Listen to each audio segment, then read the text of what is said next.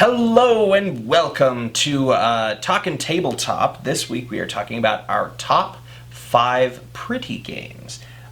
So these are going to be games that you really enjoy the artwork or the aesthetic to it is very catching to the eye. I also, in my list, I also included component quality as well. You know, I see those as one in one. Yeah. And all It's of the got ones really on my nice list. acrylic pieces or something. Yeah, because I mean, art is one thing, but if it has Pretty components. cheap components, it's not. I don't consider that as pretty. So a lot of mine go hand in hand with that. Was that the same on your list? Speaking of which, my number 5 is Argent, the Consortium by Level 99 Games.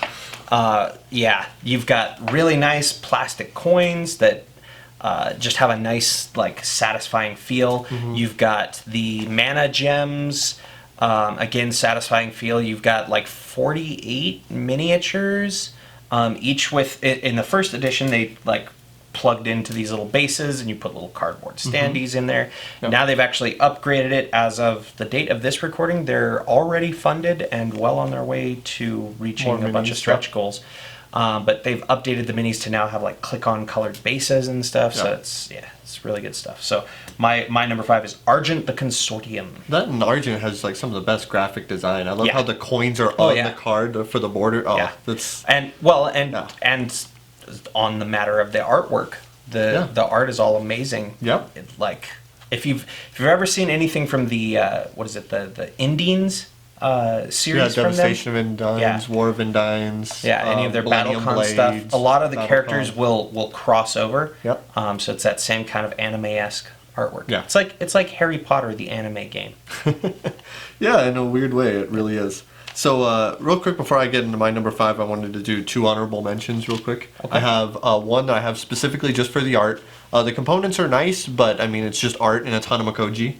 And that has beautiful Asian art on it. Every card is just gorgeous. The box is amazing. It looks like something straight out of like a traditional Japanese painting. Oh yeah. No, it's that art is just that set it apart. But that also doesn't have the components. It's just cards. You know, it's a great game. But and then on the other end of the spectrum, I have Tumbling Dice and Clask. Those have amazing components.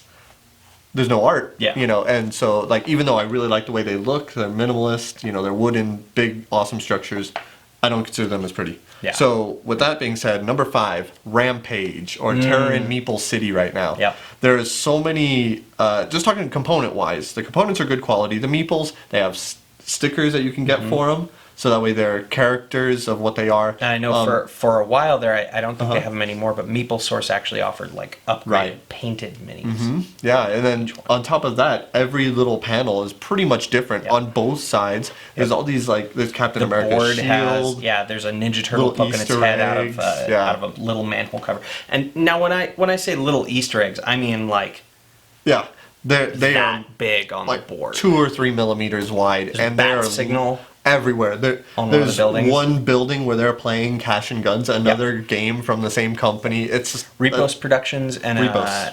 Bauza is the designer. Yep. So my number 5, Rampage, or Terror in Meeple City. Yeah. Number 4, this one, if you know me and you know my love of pretty games, this one's easy. Another Antoine Bauza game, actually, Tokaido.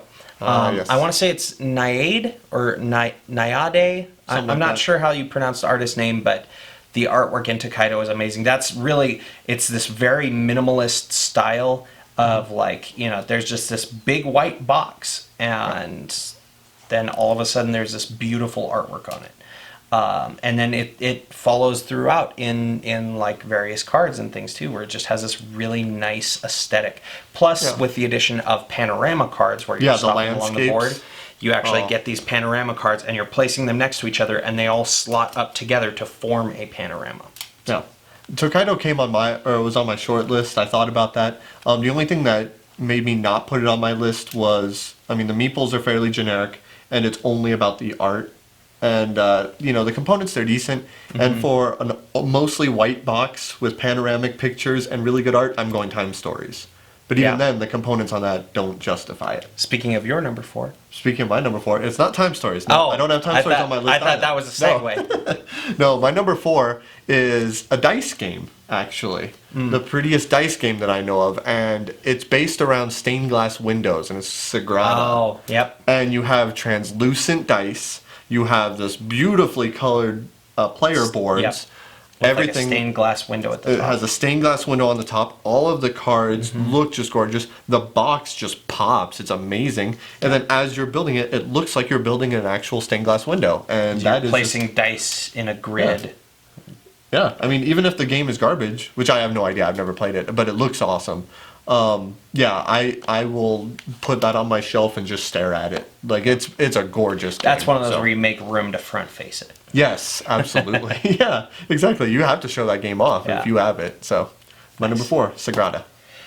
Number 3, for this one, it's, again, my top 3 are going to be pretty straightforward. Spoiler alert, they're all Plaid Hat games. Because Plaid Hat games is, for me, the creme de la creme of artwork in board games. This is one by probably my favorite graphic design artist in the industry right now. And that is Fernanda Suarez. I'm talking about Dead of Winter. Yeah. Any game, pick one. Dead of Winter Long Night, the new Colony Wars expansion, or not Colony Wars, Warring Colonies. Yeah, the entire series is absolutely breathtaking. And they've actually had like real living people as characters in the game, where I know for I want to say it was last season for Watch It Played, Rodney Smith was a Mountie in the game. Both of his kids have been featured as Crossroads cards. Yeah. Like everything about the game is just very highly stylized. Yeah.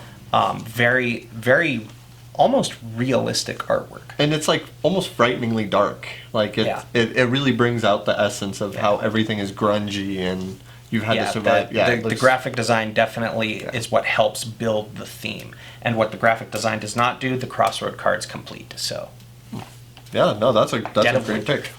I honestly I don't think you're going to be able to guess my top 3. Probably not. I really don't. But I'll give you a chance for number 3. By Days of Wonder. Small World. No. No. Five No. Tribes. No. Yamatai. No. I will go down this list. Don't tempt me. Go ahead. No. Ticket to Ride the 10th anniversary. Because all of the little trains are custom molded. There's 5 different kinds. The black trains have little coal carts on them. The red ones have little giraffe heads sticking out of the top. It's circus cabooses. Yeah, exactly. And everything has a really great detail to it. The yellow player is like beer barrel trains. Yeah, they look like giant trains. Like wooden barrels, like as a train car. It's amazing. And then on top of that, they made the board like 30% larger, which is already a huge board. The board stretches like from his elbow to my elbow. Yeah, here. it's massive. And then it takes up the table. They redid the whole board on top of that, and they have little like nuances. It has like pictures for different areas and stuff, so you can really get into the flavor of it. And then they redid the art for all the cards. The box looks incredible. It's one of my favorite things to show off on my shelf. Yeah. And I think that is actually I do own one more of my top 10. I don't own one of them. Ticket to Ride. Ticket to Ride, 10th anniversary. Great job, Days of Wonder. My number 2 is actually, I think, my number 3 top game of all time. And that is a game by Jerry Hawthorne, Plaid Hat Games, Mice and Mystics. Yeah, that's right. I was trying to remember what it was. From really the mice and spider and cockroach minis to the boards to the card artwork, everything just draws you into this wonderful RPG in a box. It's very reminiscent. I don't think I've ever demoed it where someone doesn't mention like Secret of Nim or Red Wall or something, Mouse Guard, something like that, where it just the artwork draws you in and makes you really root for these characters, and when one of them is in danger, you begin to fear for them. Yeah, no, it does a really great job with the minis and everything. Everything feels thematic, like the overhead view of the maps, like and all the little things that they put in it. Oh, yeah. So Mice and Mystics. Mice and Mystics. So my number 2 is a game by Asmodee, and it is a game based solely on the art, and that is Mysterium. Mysterium has this beautifully illustrated player screen. Yep. It has beautiful components. The little, they look like magic crystal balls and stuff as your player pieces. But the whole game comes down to the art in the vision cards. Well, even the art. locations and the suspects and everything look really cool. Yeah. And then that cover. The ghost cards. That cover. Yeah. It's that's what sold me on the game, the cover, and then everything else just surpassed it in quality. So if ever you've played Dixit, then you're familiar with the artistic style of the ghost cards for Mysterium. But then imagine very surrealist components, player's screen, extra bits, even more. It's kind of it's very much like cooperative Clue meets Dixit. Yeah. Yeah. Oh yeah. It's incredible, and the game is awesome on top of that. So that just really brings you in. And I hear at conventions they actually have, like, when they were first demoing it, they had closed off booths and they decorated it like a seance room, and that was just so thematic, and it didn't let down on that game. Well, and then on top of that, you get into like some of the Asmo play stuff where this year the top 4 prize, I think, was ghost masks. Yeah. So now the ghost player actually wears a painted ghost mask that looks like a night sky. Yeah, it is. It's really creepy. I have it hanging in my wall, and it's people don't like walking in that room. So my number 2, Mysterium. So coming up to number 1, again, Plaid Hat Games, Fernandez Suarez, and designer Isaac Vega, just like Dad of Winter. Ashes: Rise of the Phoenixborn. I've told people a number of times we've actually recorded this a little bit later than our top 20. Had I known about this game, had it been on my radar when we were doing that, this would have been my number 2 game of all time. Yeah. So my number 2 is Ashes: Rise of the Phoenixborn. That from the Phoenixborn art itself to the cards themselves, there is 10 individual unique pieces of artwork for every character's deck. There's 6 decks in the main game. There's 6 Phoenixborn. There's like 20 different summons that you can bring out, and all of them have artwork done by one person. So it's very similar to like a Magic the Gathering style of a constructed play 1v1, try to knock out your opponent. But then you get into the actual art itself makes it feel like a thematic wizard duel, because I don't have this one card is drawn by this artist and this other card is drawn by this artist, and there's no real theme to it. It's just like, oh, these are all green ones. This one actually feels cohesive. And then on top of that, the dice are absolutely amazing. Yeah. Every single die is just like, oh, yeah. So Ashes: Rise of the Phoenixborn. And Ashes did 2 things that were really smart for them. For one, they made it more white themed. Everything is like white background, and it really makes everything pop that has color in it. And then 2, they don't have borders on any of the cards. Everything is borderless, so the pictures just shoot out of the side, and you're like, I want to keep seeing. Where's the other part of the card that I want to see where it melds into? To the extent that every Phoenixborn card, instead of having the logo on the back, it's actually just the art of the Phoenixborn in full art with no text on it. So you can just flip over and it your Phoenixborn card and just look at it and be like, oh. Yep. Yeah. So. No, it's very top notch. So my number 1, definitely the biggest game out of all of these. And if you guess it, I'm going to bow to you because I don't think you will. But Corridor. No. No. Although something in the gift series. No, it has no. Oh, the graphic. Carcassonne. No. So this game weighs about 20 pounds in the box. Of course, it's Splendor. Yeah, exactly. All the wood, all the little chips and stuff. So this game has art that I think is comparable to all the others on my list, but what sets it apart is that the components are insanity. Mechs vs. Minions.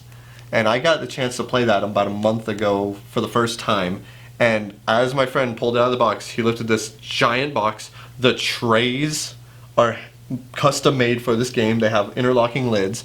All of the main characters stand about that tall. Wow. They're fully painted. There's metal components. There's giant clear acrylic discs as part of your main components. There's boxes and boxes of miniatures that are already pre-painted. All of the boards everything has like the same level of quality as like Mice and Mystics and all these other forms of art, and it has a legacy part on top of it where you can play scenarios on top of that. And so there is one part of the game where there's this giant baddie that you have to fight. None of us have seen it yet because it hasn't gotten that far in the story, but they made the box. They have a part of it cut out.